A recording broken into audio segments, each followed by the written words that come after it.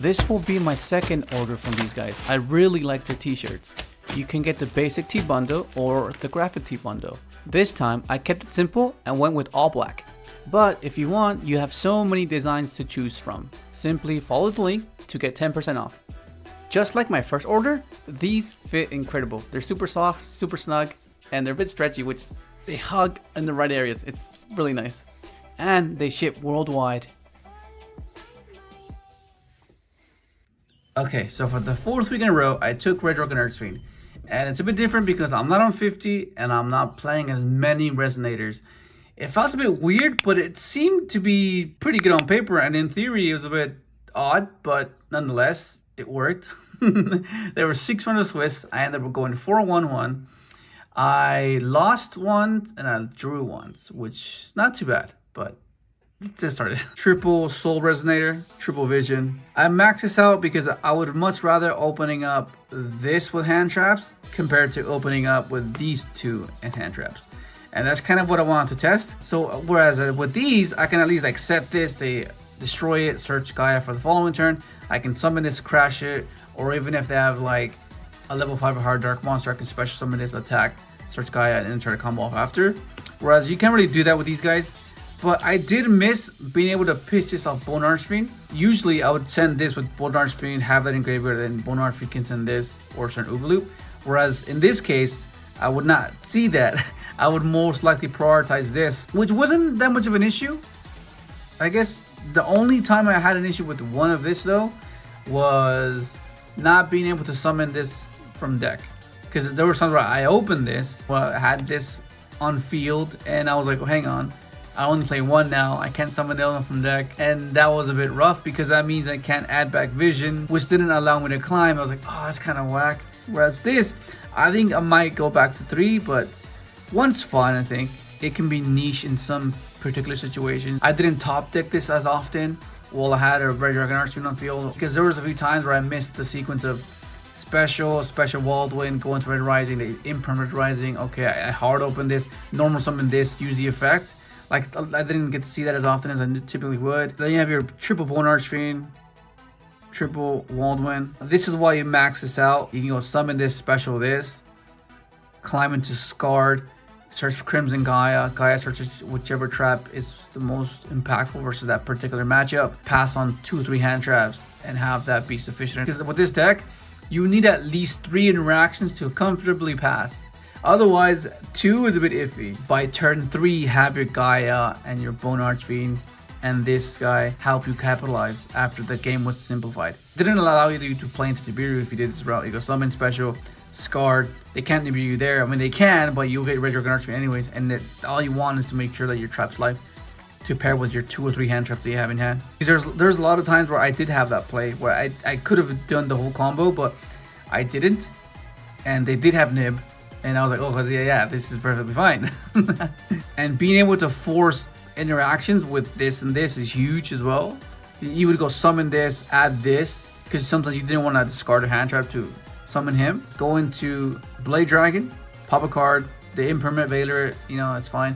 Then you special this, go Hot Red, search Crimson Gaia, search Phoenix Golem, and then you have like 2 or 3 hand traps in hand. And just try to maintain tempo that way, and it worked just like that. It was pretty good. And of course, Obsessive Overloop. This card is insane, man. This allows you to capitalize the following turn when your board gets cracked with the red zone.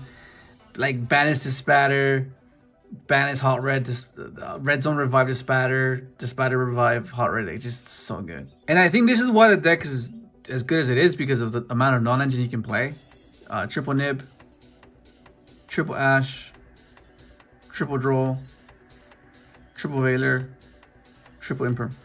Because if you look at it, right, the deck going second isn't as resilient as you would have liked or hoped it to be. So you need to simplify the game state to allow your minimal sequencing to be enough, right? Because there was a few times where like I opened up all engine, I was like, okay, well, yeah, this can't do it.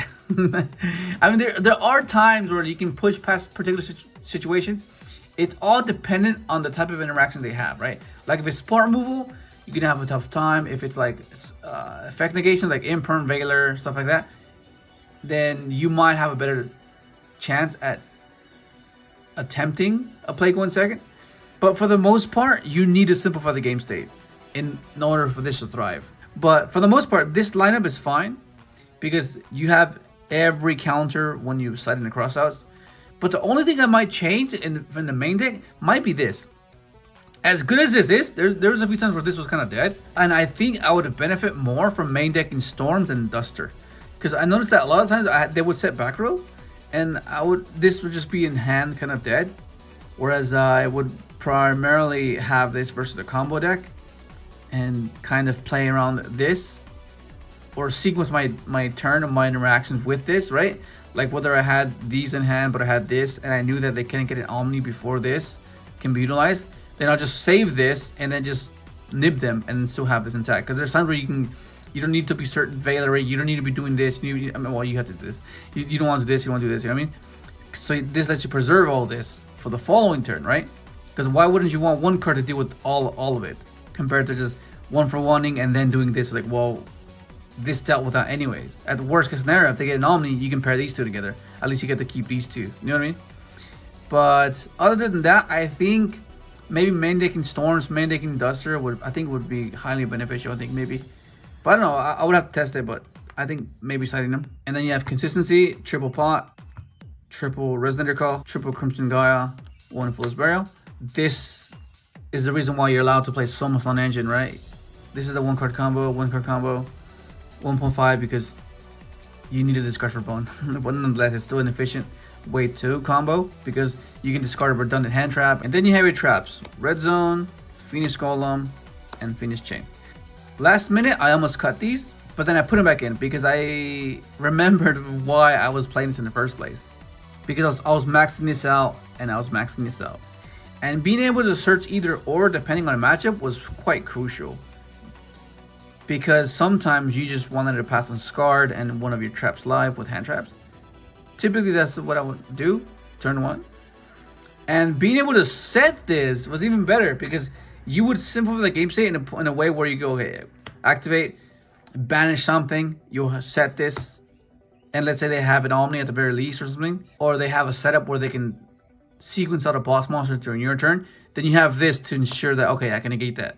You know what I mean? And it seemed perfect. And it did just that. I was like, wow, that was pretty wild. And you play so much on engine that even if you do draw this going second, like it's fine. You know what I mean? You simplify the game state to the point where these are impactful enough to get you by for the following turn.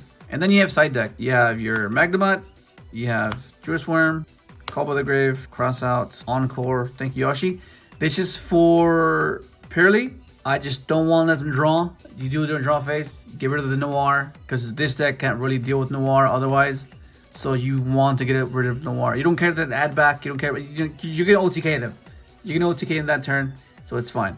Storms, Duster, and Evenly. So yeah, that's the only change I might do. I might swap these for nibs in the main and the side. So I don't know, I'll see what I do. But side deck is fine, very generic. But this is like a bit more for purely because it's that deck, bro, that deck. And then of course extra deck, Nova, Double Spatter, Bane, Double Hot Red, Double RDA, Scarlet. This won't be the last game in the final round. I was like, what the hell, bro? Winning in time is never a good feeling, but it just happened, you know, it sucks. And of course, Scarred. I think you need one. One's fine. Two, I mean, you could play two if you want to. Like, I guess if you don't have another Disbatter, play a second one. But I think this comes up way more than this does. This can recycle itself. You can reborn it. There's ways to sequence it on the field. Like, typically what you want to do is find a way to banish this and then revive it with Disbatter to ensure that you have this, this, and this. You know what I mean? Because this turns on your traps, gives them the other effect, which is really nice. And being able to float as well, like being able to like float with Crimson Gaia, float with this. You have two RDs on the field, like it just the hell, bro. And of course you have Wood Ogre, Blade Dragon, and triple Red Rising. It's pretty standard of how the deck's meant to function. It's just some niche things you can do is why it's pretty cool. But it's an efficient and consistent deck for the most part. The amount of interactions you can play on engine, makes it to where you're always playing. You know what I mean? It's not just like, oh damn, I have to like win the dice roll. You know what I mean? I lost almost every dice roll. I went second almost every single time. It was pretty crazy. I was like, what the hell, bro? And the deck functions quite well because it's interactive. You want to be able to simplify the game state to a point where your minimal sequencing is enough, and that's exactly what happened. And that's why you're prioritizing so many hand traps. But that's basically the deck. So far, so good. Every single time I've played the deck, I've talked with it. It's good. It's a good deck. It's pretty cool. But anyways, that's it. Hopefully you enjoyed the video. Like, subscribe if you haven't, and thanks for watching.